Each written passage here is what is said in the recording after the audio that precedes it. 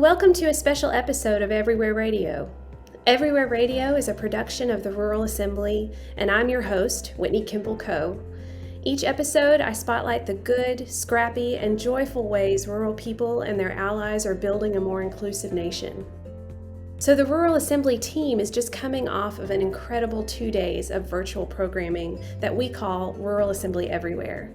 It's a virtual festival of beautiful and important conversations, performances, and keynotes for and about rural people.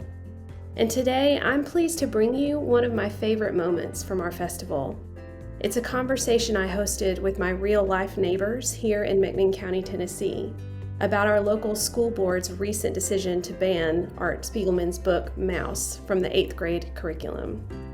We talk about the book ban in McMinn as indicative of a broader national trend. We talk about how we in our community are addressing it and what we feel is truly at stake in this moment. I hope you enjoy this conversation with my beloved McMinn County neighbors, Dr. Patricia Waters, Olivia Cook, Austin Sauerbrei, Alex Sharp, Stephen Dick, and previous Everywhere Radio guest, Cynthia McCowan. Hey everyone, Whitney Kimball Coe here again. I'm the director of the Rural Assembly, and I'm also a daughter of McMinn County, Tennessee. And this afternoon, I'm really excited that today is my day to bring your friends to work. All around me, I've got a lot of my friends here around the Zoom table. These are members of a newly formed group in my hometown called McMinn County Neighbors. We came together after our local county school board banned Art Spiegelman's book, Mouse, from our 8th grade curriculum because, and I quote, this is the statement they made, because of its unnecessary use of profanity and nudity and its depiction of violence and suicide. So for those of you who may not be familiar with Mouse, it's a graphic novel. It's a memoir in 2 parts. I've got it sitting right here, telling the story of Art Spiegelman's family's experience of the Holocaust and its aftermath and the generational trauma that came from that.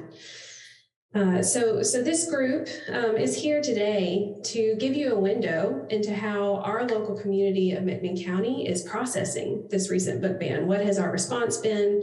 How are we pushing back? What do we believe is at stake here? So we also know that book bans in general are rife across the country. Attempts at book bans from libraries and curriculums are on the rise. The American Library Association recently reported that more than 729 attempted bans of almost 1,600 individual books happened in 2021 alone. And yet most Americans we know are opposed to book bans. A recent national poll showed that 71% of voters oppose efforts to remove books from public libraries. And just today, in our home state of Tennessee, a new poll from the Tennessee Democracy Forum shows that a majority of Tennesseans, our neighbors, strongly oppose book banning. And this poll also shows that there was no distinction in that number between urban, suburban, and rural folks. So this is not necessarily just a rural issue. This is an everywhere issue. And we thought it was important to be able to have a conversation today at Everywhere to address that, book bans are happening. And spoiler alert, all of us on this call think that they're wrong. So we're here to talk about why we think so and what we're working on doing about it in our own community. So I'm going to let these folks introduce themselves as they speak. But I have just some really basic questions for you, my friends. I'm so glad you all are here at Rural Assembly Everywhere at my work. It's so good to have to show off your people to other people. It's really fun. So I want to kick the ball to Liv Cook and get her to start us off. I want to ask you, Liv, why are book bans bad? And what upset you about the Mouse book ban in McMinn County? So I'm Liv. I've been living in McMinn County since 2012, so for about 10 years now. And I am a local public school teacher. I teach special ed in one of our local elementary schools. I also am a children's and youth minister at a local parish here in town. So I spend a lot of time working with kids, especially kids kind of on the margins. So kind of I'm by no means an expert on book banning, just a human concerned about the human condition. But book bans are bad because they deny us access to other stories. They deny us access to other thoughts, other people's feelings, other worldviews. And it leads us on a slippery slope to fascism. That I don't mean that as like some kind of trigger fancy word, but like it really is. This is like, a really authoritarian, heavy response and suppression. And that's really terrible in a rural community where we already have a lack of access to these resources, right?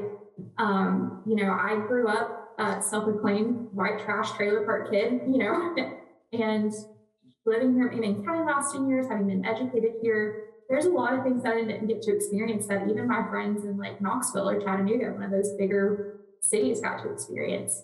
So I was particularly upset that was getting ripped away from kids who might not have access to stories firsthand, talking to other Jewish people or talking to people about the effects of the Holocaust, who at home may not even know what the Holocaust is. So that was ripped away from them. As an educator, I found that disturbing.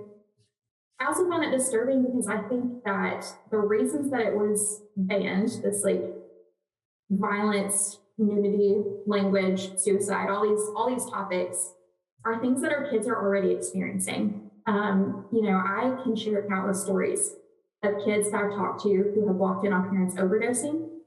I worked with children who have been sex trafficked. I work with kids who've undergone severe abuse just in our little area. And these stories, in the right setting, the right care, with the right wonderful teachers, can be so powerful. And when we take away those resources, we're not educating the whole child. We're letting them just down this path where they think they're alone. And I just think that by ripping it away from them, we're not helping them. If anything, we're hurting them and telling them that their stories are invalid and that the stories of anyone who doesn't match this regime is invalid. And then we wind up perpetuating more fascism and more authoritarianism, and that's no good for anybody. Thank you. Does anybody else want to weigh in on that question? Why do we think they're bad? And yeah. I'm a librarian. I'm Alex Sharp. I'm an information services librarian and academic librarian at the local university here, Tennessee Wesleyan. And for me, as a librarian, we have core values that are very important to us, and we believe are rights that people have. We have a library bill of rights, like that says that, as Americans, or really as international people, that we have a right to intellectual freedom. So we have a right to read the things we want to read. And that also applies to children. Now, I'm not saying that if something is inappropriate and a parent disagrees that they shouldn't have any sway over what their child reads, but in an overarching way, I think it's very dangerous. And there's a reason why it's dangerous, is that if we stop having a dialogue around controversial issues, especially in a safe and controlled environment like a school, where we have curriculum that dictates what we talk about and how we approach issues, and the processes in which we teach these situations like the Holocaust to our children, if we're shutting down that dialogue, we're not giving our children a space to become empathetic human beings and understand perspectives that are not their own. And when you look at our children who are in a rural space, a lot of them are very sheltered in a lot of ways, or, they're not exposed to a lot of the things that are happening in the world that maybe more urban children would be exposed to. And we want them to be global citizens. We want them to understand that to be a responsible citizen, they have to understand all of the people who are part of their community. And that brings it back to what Liv was saying about our students and our children who have been abused or who go home hungry or whatever that looks like. If we can't have conversations about those of us who are going through something that is not the norm, then how do we teach our kids how to have conversations with each other about these important issues, or how to understand things like how a Holocaust happens? And with Mouse in particular, I have a 13-year-old who would be in 8th grade. She's going to be in 8th grade next year.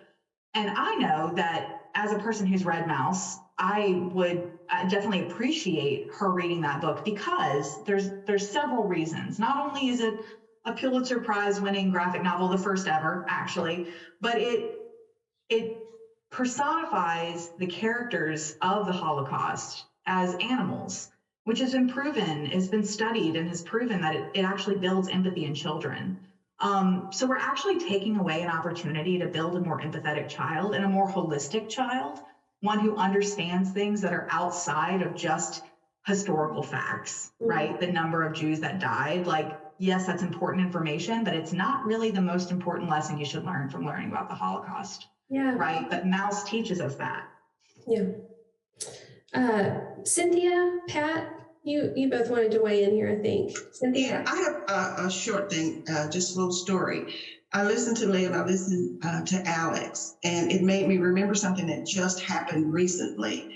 When you talk about abused children and how we limit their learning when we ban books, and their exposure, their empathy, their sympathy, actually just even their understanding. And you want them to be global citizens. We have yet to be local citizens or regional citizens or national citizens, because I kept a child, a last minute thing, didn't have any place to go, a transgender child that needed a safe space. And someone came to me, can you take this child for 4 days? And the person knows I don't like company.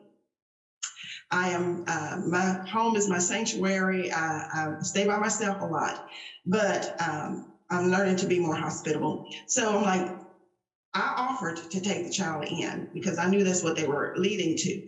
That the child is a teenager. Me and this 16-year-old, I was trying to find things for him to do, and we went shopping. Had never been to Ingles. Was excited about going to Ingles. That's our grocery store, yeah. And that's a grocery store. And so we were in the grocery store, going into the grocery store, and she asked me about all the books on my shelf, and she noted that I think those are Black books, because most of the authors that she picked up were Black, but my repertoire is it's diverse. So she asked me a question that at 17 years old shocked me. She said, Miss Cynthia, what do I call you? Is colored right? It's 2022, and she did not know that was probably inappropriate. Mm. And I had to stop before we went through the sliding doors and back up and say it, and explain to her about those derogatory terms. She had no idea. She has not been exposed to anything other than negative things in her home about diversity. No books. She was amazed at the books we have here about diversity. And she stayed downstairs in my basement and read. Mm. And that made me happy, but it also made me sad. So yes, banning books is just absolutely not beneficial in any way. Thank you, Cynthia. I had a very similar situation. Really quick. Really quickly, Alex, I just want to make sure everybody knows that Cynthia is would you like to introduce yourself real quick? Oh, I am Cynthia Webb McCowan, and I am a community progress advocate. Mm-hmm. Yes, you are. And before we jump, Alex, I want to hear from Pat, and then we'll circle back to other stories. Hello, I'm Patricia Waters. I'm a former faculty person who taught secondary English language arts, secondary education certification. I just want to come back to something really pragmatic, and that is people who are not in the habit of reading fiction or outside their normal, whatever it is they consume, attribute a lot of times occult power to books, a power that is hidden because they don't really understand it. And they think when you read, the ideation translates into action. Every ninth grader in the United States for the last 40 years has read Romeo and Juliet. None of them engages in gang warfare, early marriage, or double suicide because of Romeo and Juliet. It is just something they do in class. And it may open them to the world of poetry, that it may see a ballet, it doesn't matter. It's what they do in a classroom. It doesn't go outside and translate into action. That's interesting. I hadn't thought about that. So I wanted to pick up on something that Cynthia said about we have not become. Well, wait a minute, let me back up for a moment and just say that, Tennessee is at this moment passing legislation that bans books from libraries, from curriculum, and gives, power to make determinations about curriculum, takes it from the teachers and the curriculum specialists within our schools, and places it, in really inappropriate places. So we're dealing with state legislation, but we're also dealing with figuring out how to stay in a relationship and talk through this with our local friends and community members, and come to some sort of common purpose about what we believe in around public education. So I want to kick it over to Austin for a moment and ask this question about McMinn County Neighbors, this little button we're all wearing. Like, what is McMinn County Neighbors? Why do you think we formed it, Austin? And sort of what have we been doing to draw closer to our local community, do you think? Sure. Thanks, Whitney. And really appreciating this conversation a lot. My name's Austin Sauerbrei. I'm a McMinn County resident. And I'm also, my day job, I'm the director of an organization called Statewide Organizing for Community Empowerment, which we work on. We're a 50-year-old organization that's been doing civic engagement around the state, mostly in rural communities for a very long time.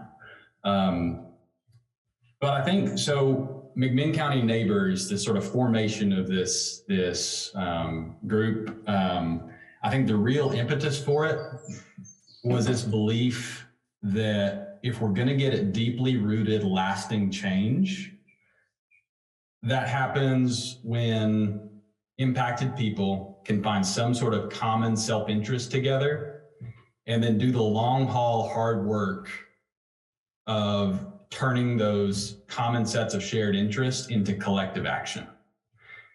And this is very much in contrast to this notion, this very individualistic notion that the way we make change is through backroom deals with politicians or yelling and screaming on your own at a city council meeting, or, going off on your own and starting some Facebook thread, airing your grievances.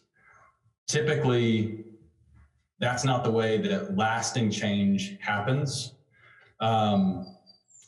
And so I think that's the fundamental idea, that if we're going to make change in a deeply rooted way that actually heals and is constructive, we got to get people together, talking with each other, and then actually forming goals and identifying tactics to move towards our goals together.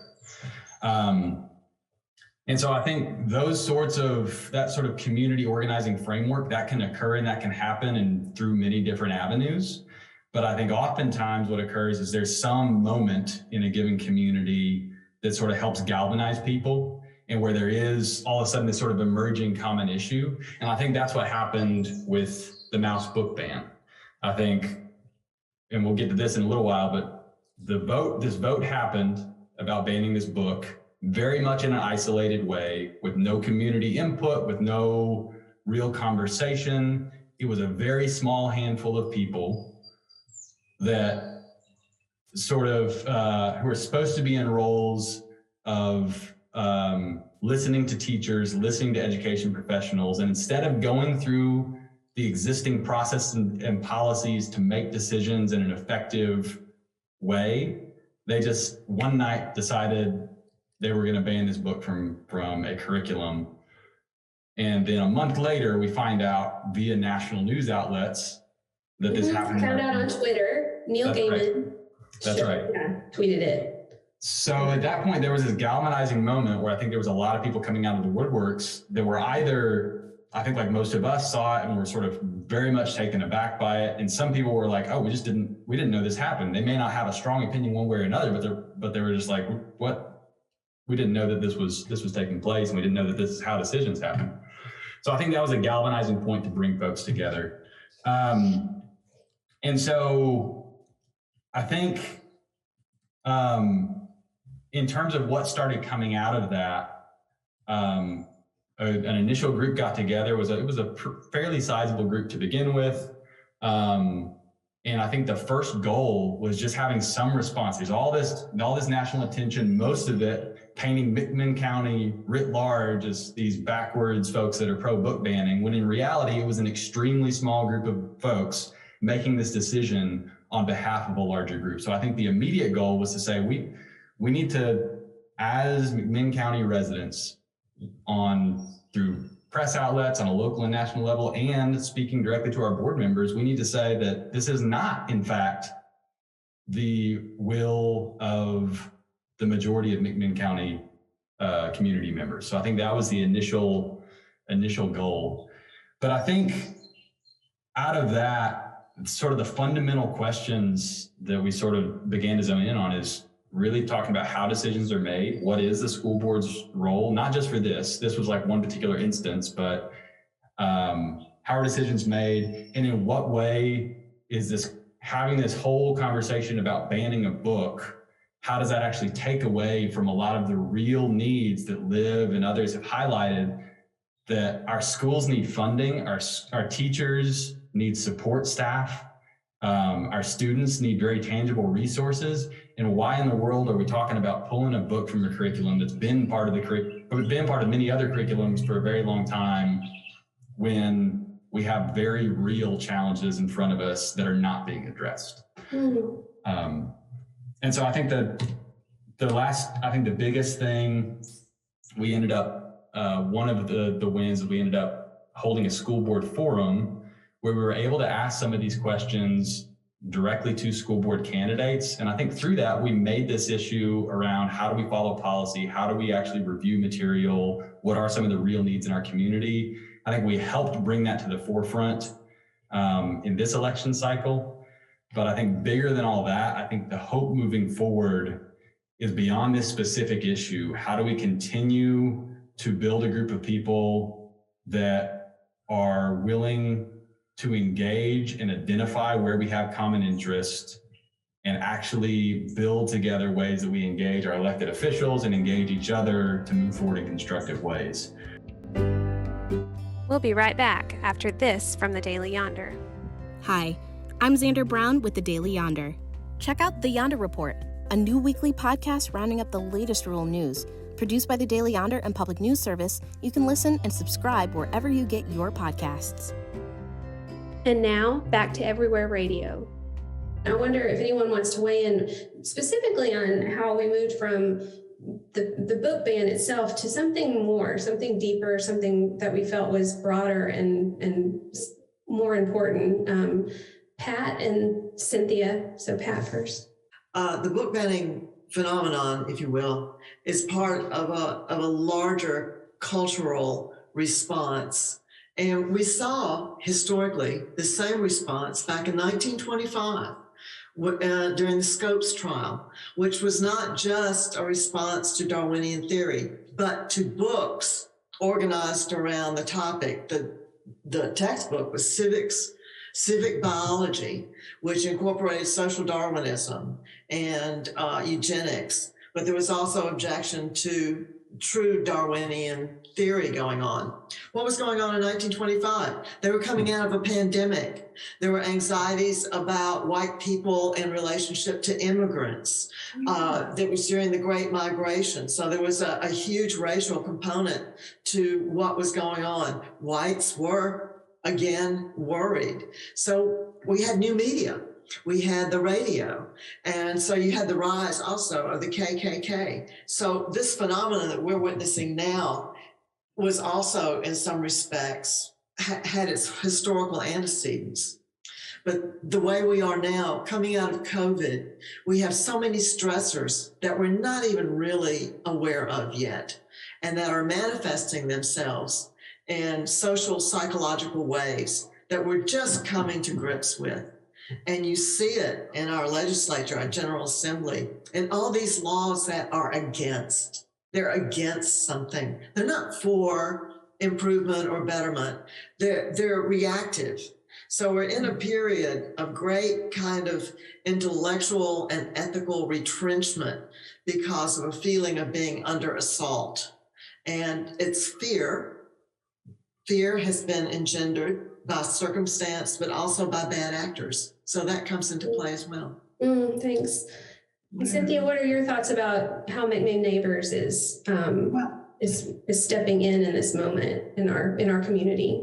What Austin said, I had to write that down because I need to remember that.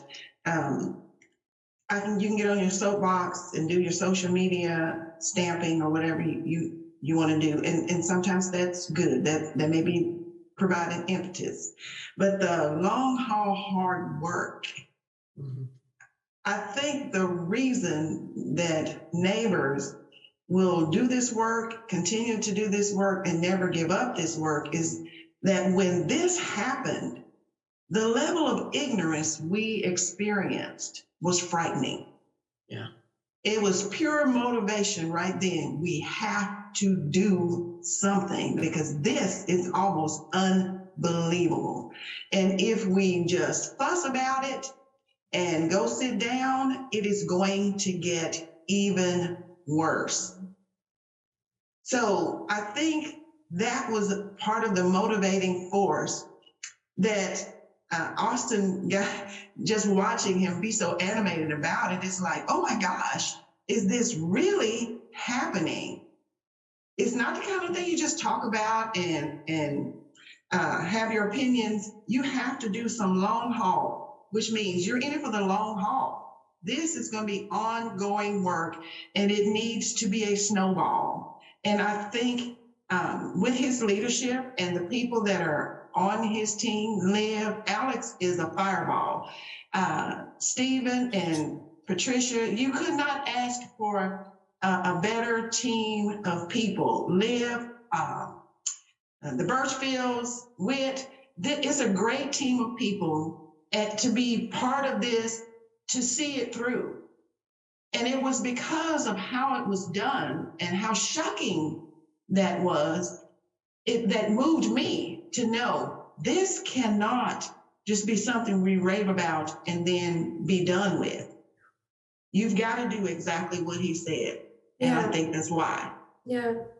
Again, picking up on your long haul note, I want to, because we've got limited time, but I want to make sure we get to a couple of these questions that we're receiving from our chat. And first I want to ask Stephen Dick, who's with us, a question about the lessons we're learning as we're doing this work. And I know Austin has some thoughts about this too, and I know Liv does too, but what are some of the lessons we're learning as we're organizing and trying to build a base of people who are committed to a long haul vision and purpose in our community? I'm Stephen Dick. I'm a former English and reading teacher, primarily had 8th graders at Athens Junior High. I hope a lesson we can learn, if you're wanting to gain power, I think you have to have a good understanding of who holds the power you're trying to take. And in this case, I think the mouse issue, it's not about mouse. I think the objection is insincere, which the GD word were not in there, but I don't think any of the people who voted to remove it from the curriculum were actually concerned that that word being said one time in a book was a serious concern. The nakedness, the first time I read mouse, I didn't even see it. The second time I did, and then I had a friend who read it and he said, I didn't see the nakedness. And I said, well, I'll show it to you. I couldn't find it. So I think it is a demonstration of raw power, and it's not really about mouse at all. I think if they were sincere, if the objection were really about mouse, they would have followed the policy. But a line we all heard from the lawyer when he said that the policy's not here, the board is not here to serve the policy. The policy, no, I've got it back and forward. That's it. I think that was right. That's it. Okay. The policy's not here. The board is not here to serve the policy. The policy's not here to serve. Never mind. It was we don't follow our own policies. The board doesn't have to mess with policy. We don't have to follow our own policies, is what the school I board think the reason lawyer said. we can't reiterate it so Orwellian. It takes some concentration to get the idea behind this. Yeah. Again, I think part of the motivation of the board is to say we can do this. And if the board can do this, they can deny tenure to a teacher who said the wrong thing in the break room. So it's not just about this book. And, the word fascism has been used, so I'll use another word, which I actually think living in the South is more ominous, and that is theocracy. Yeah. I really believe that Governor Lee, Mark Cochran, Senator Bell, they would be completely happy with the total unification of church and state. And I think ultimately that is the driving force we're up against. Now, more positive lessons, we've had at least 2 people running for the school board with alternative views, and that's great, and that can be built on. 2 of the incumbents lost in the primary, and I think it'd be interesting for us all to figure out why. Why did an incumbent lose in the primary? What did his opposition say? What can we learn from that? And another thing, and I'm asking people to consider doing something that I sort of can't do myself. I was basically raised as a Unitarian. I go to Episcopal Church, so I'm on the very fringes of Christianity. But I think for strategic, tactical reasons, there need to be alternative Christian voices, because the view of Christianity that wants to suppress mouths, that wants to suppress walk to moons, that does not encompass all of Christianity. But when we live where we do, it's that other voice, the voice of oppression, that you hear much, much more. And don't forget the shyest little seahorse in the sea. Yeah. Is that banned? Liv, I want to ask you to expound on, some of the other byproducts that came from Mouse and from our organizing efforts. One of the questions from our audience right now is, did any new bridges get built with Jewish students and communities in the area, or LGBTQ groups, or what, do you remember some of the things that happened out of the gate? Yeah, so I know that in our community, we don't have a very heavy Jewish population in our community. We're right in that Protestant Christian kind of Bible Belt. But something that was cool is we, Jewish communities in Chattanooga, we were part of that discussion with Spiegelman himself, and very active in that. So that was a really cool kind of direct line. I know that I don't personally have relationships with Jewish people, so it was really nice to kind of get outside my worldview a little bit and talk with them. I know that McMinn County has a local P5 community, and they have been, the voices within that community have also showed up to the school board forum. We had an LGBTQ parent come to one of our McMinn County neighbor meetings. I myself am a queer person, and so, I think that we've seen a lot of intersection of gender, sexuality, race, religious view. We've seen a lot of intersections just in little McMinn County, where everybody, where the loudest voices are white and straight and Christian. I feel like we've busted some of our own internalized stereotypes. Yeah. This experience has opened my eyes to how we can work together more intersectionally. Yeah, and it's been beautiful. I care so much about this community, as backwards as it is sometimes.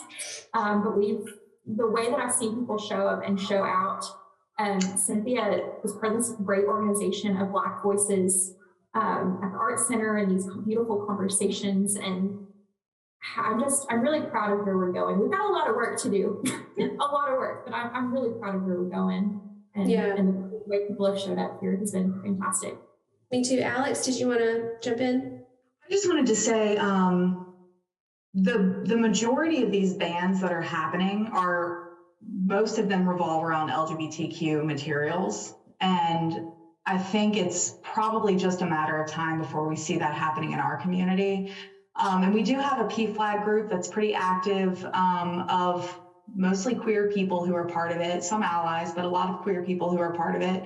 And I think that a lot of what has happened with this ban, I was already pretty engaged with my community, and I didn't realize how much we needed to be there for those groups of people. I am queer myself as well, but I'm not super active with PFLAG. I go something I can, but I realized how much I needed to reach out to these people in our community who don't always have the protection that, white, straight people who go to church do.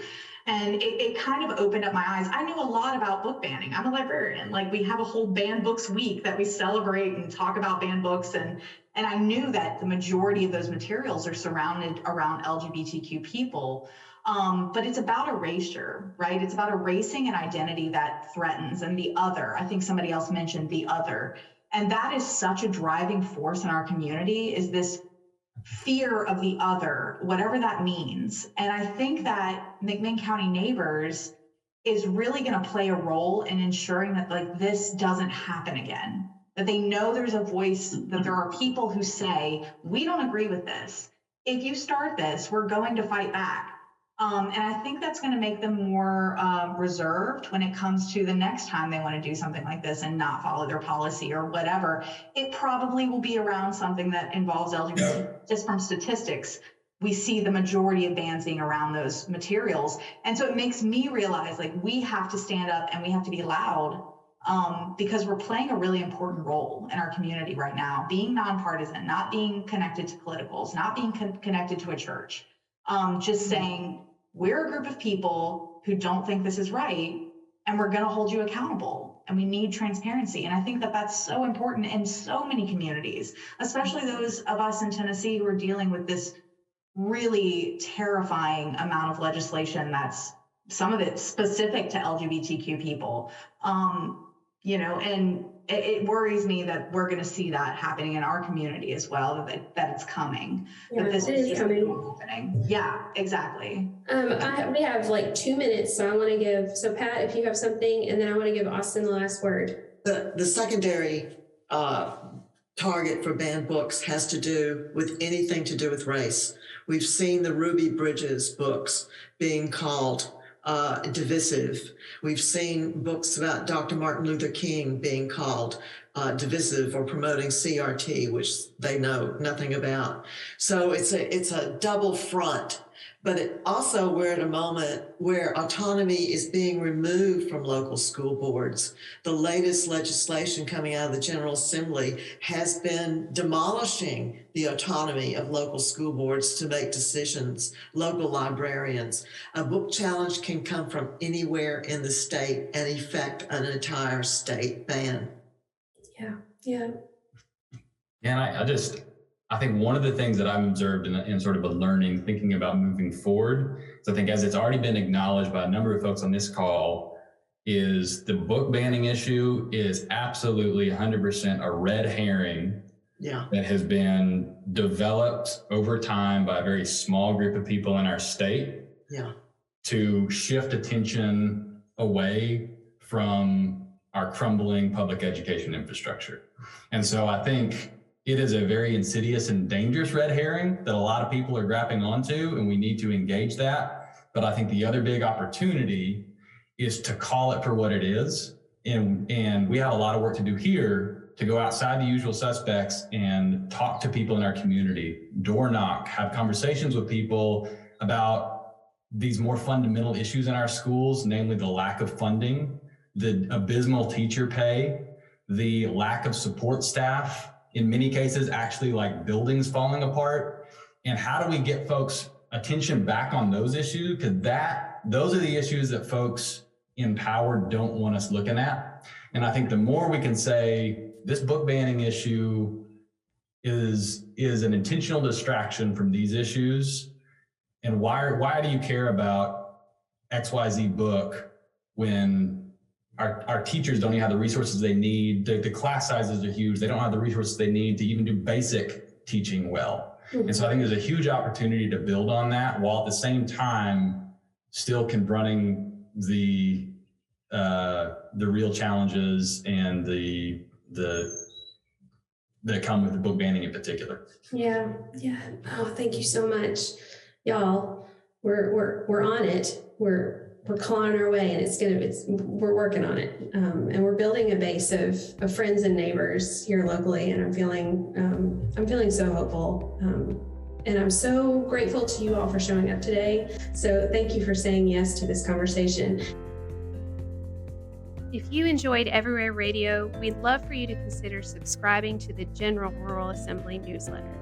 That's where we promote new offerings from the Assembly, and we amplify the good work of our many partners across the country. We've also launched a new policy advocacy newsletter that comes to inboxes on Mondays to help you start each week with a quick take on the top issues that we're tracking across the nation. Everything from broadband policy to rural vaccinations. Just head over to ruralassembly.org to sign up. If you're a true fan of Everywhere Radio, please let us know by rating us wherever you get your podcast. If this isn't your cup of tea, that's no biggie. It's fine. And we'd like to thank our media partner, the Daily Yonder. Everywhere Radio is a production of the Rural Assembly.